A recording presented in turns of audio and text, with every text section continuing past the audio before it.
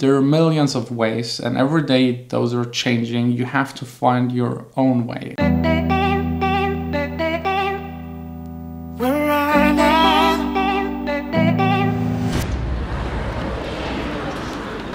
We just had an amazing dinner. There was no chance that I'm going to the studio on such a beautiful Sunday, such a beautiful girl, so we just spent it outside. First we went to like a private kind of beach thing here in the city. And that's the city beach in our city.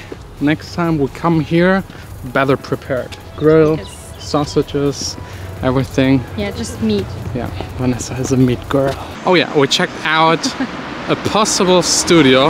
Okay, just a really quick teaser. This would be the view out of this possible new studio. I don't know, I'm not sure. I have to go again here and check it out again. Then we had ice for breakfast, kind of. So before I get hated for not doing something music related, let's just do another edition of.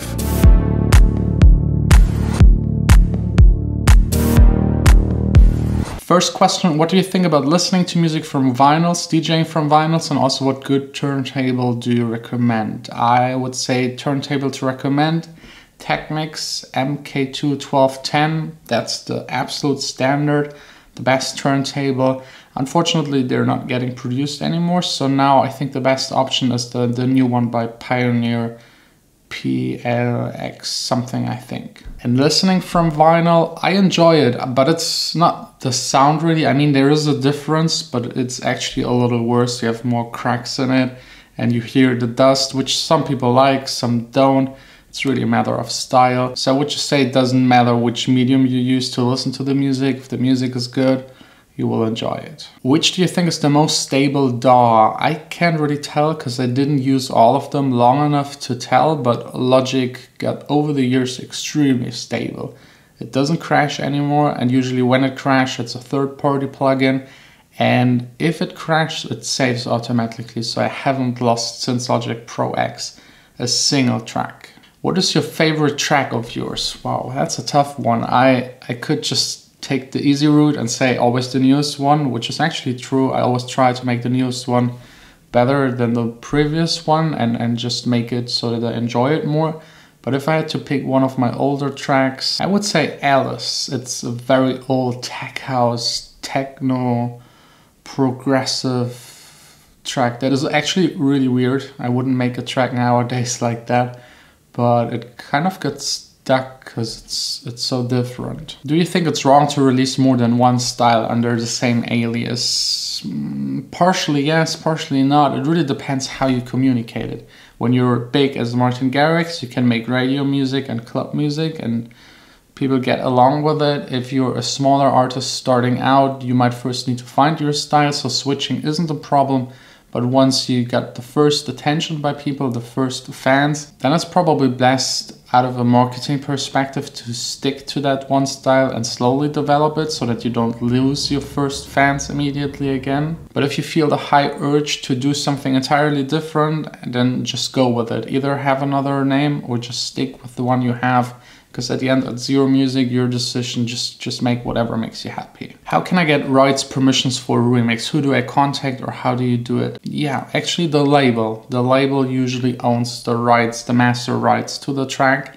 And then the artist has to agree, because otherwise he won't give you the remix parts. If you do an unofficial edit or remix, you could either release it and be lucky and no one sues you and it's a huge hit and they then contact you, or nothing happens because no one listens to it and no one cares. So if you pick a track by a smaller artist, just contact the artist or the label and try to just get in contact, in touch with them and make a good remix. That definitely makes it a lot easier. Is putting parts of your label releases in your vlogs a marketing trick? If it is, can you tell us more about it? It's not a marketing trick. I mean, those are the tracks that are signed to my label, my own tracks that are signed to my label. I got the right to use them. Why should I use other people's music? Why should I license music for my vlogs? It's just the easiest to take those songs. And yes, of course, it's also a good way to introduce those songs to you and give those artists on my label a small platform where people can discover their music. Any tips for part-time musicians? Yeah, I think the hardest is then just to find the balance between work and making music and finding the time to make music. For me, it just didn't work out. I never did music part-time. I left school, and already in school I made full-time music. I didn't go a whole lot to school, so I just don't like doing stuff part-time. I either love it so much that I fully commit to it and I don't care about the consequences, which sometimes makes it tough, but I prefer just living my life this way. Because otherwise I would always feel like you didn't put 100% into it and that's why you failed. So I just put 100% into it, and if it fails, I can blame it on something else. I don't know. I just 100%, and then you will definitely succeed, hopefully. Next question: should you drop out of school when a big label signs you? Spin-in Records, for example. No, definitely don't drop out of school just because you got a release on Spin-in. I have, I think, 5 or 6 releases on Spin-in, and I mean, not with my Jon Sine artist name, stuff that I ghost produced. It doesn't change a lot. I mean, if you look onto the Spin-in label, they release so much stuff. They have so many sub-labels. If one of those picks you up and releases it, doesn't do a whole lot for you. I mean, there are really weak releases among them. They don't promote them. They just use their brand to get attention. And if you're one of the main artists, that's a whole different story. But if you just have a release on any small to medium size or even a big size label, don't count on it changing a whole lot. It's a first step, don't get me wrong, but it's really all about what follows then. Next question is basically how I get my kicks to sound smooth. I mean, it's a personal thing. I don't like to have those EDM in your face kicks. So first of all, choose the right sample. If you're interested in samples, there is a link down below where you can download all of my kick samples. And the second thing is not to make them too loud. I have usually my kicks a little lower in the mix than other people do it. And then have the top kick on top that has the click, maybe a little bit louder to leave the impression of a kick. But yeah, just the volume a little bit down. There is no special smoothing thing. It's usually all about all of the elements that are working together. How did you start making money when DJing and producing didn't pay enough to survive? I mean, as you know, I did ghost productions for 2 years, which is also producing. So I actually don't know, because I never had that situation. I started DJing with like 14, 15. And with 16, I already made money with it so that I could have sustained my living, but was still with my parents, of course. Then at the end of school, I started producing. In university, I already made money with my productions and then just dropped out. And ever since could somehow, I don't know how, but yeah, just do it full time. So I would definitely suggest to try and figure out how to make money with producing and DJing the things that you want to do full time. Because if you figure that out, you're safe and good to go. If you have another job and have to work to make money to support DJing and producing, you will always lose, because your producing DJing will never be good enough and you're wasting a lot of time, and you still have to do that job that will just take up all of your space and time. Do you recommend going to college, university after school, or will it just get in the way of making music? Yeah, just make music and try to make money with it. If it doesn't work, do something else, or just do the music better, or have like a part-time job to maybe pay the rent, and just expect to suffer for 5 years at least. That's just the way it is. That's the amount of time you will need to learn everything, to build up the connections.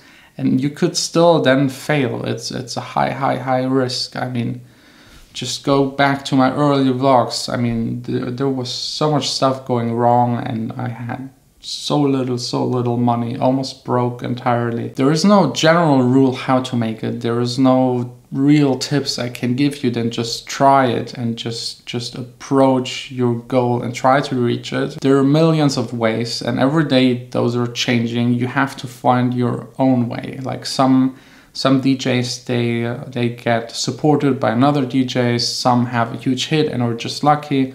Other people do it slowly and steady. Some people are radio hosts and this way get some attention. Some people work at a label, work at a management. There are a million of ways to do it. Demo email tips. I actually made an entire video about it. I will link it just up here.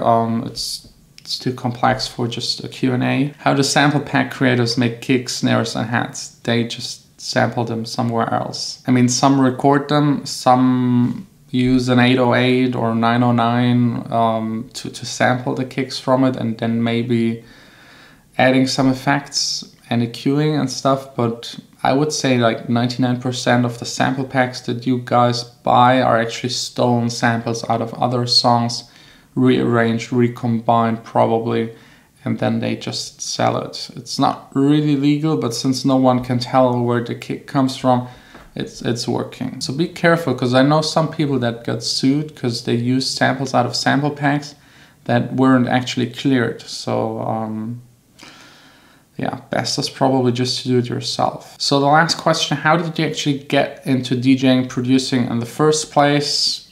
Actually very simple. I was always interested in music, bought my first vinyls, record players, trained a little, asked other DJs if I could like support them for the first half hour. And usually DJs are happy if someone else takes over for the first half hour because there is no one. And then you just wait for something to happen. Someone gets sick, someone else sees you DJing there, and make sure everyone knows that you're a DJ and producer, because this way opportunities will open up. If you're shy about it and you think you're not good enough and don't tell people about it, there won't be opportunities opening up for you. You just have to make sure to create opportunities. The more opportunities you create, the better. The more songs you release, the better. The more mixtapes you do, the better. The more you go out and talk to people, the more emails you write. Those are all opportunities, like little seeds you put into the ground. And with a little bit of luck, if you put out enough of them, one of them will grow, and then when it grows, you just stick to that one thing that kind of worked and wait until you got like a huge nice tree and make millions of dollars by DJing and producing and touring the world. So that concludes today's vlog. I hope you enjoyed it. I hope you got some new insights. If you have more questions, just leave them down below in the description, or just go to my Instagram, follow me there. That's where you can send in your questions for those Q&As. See you again tomorrow, back in the studio, making music as much as I can.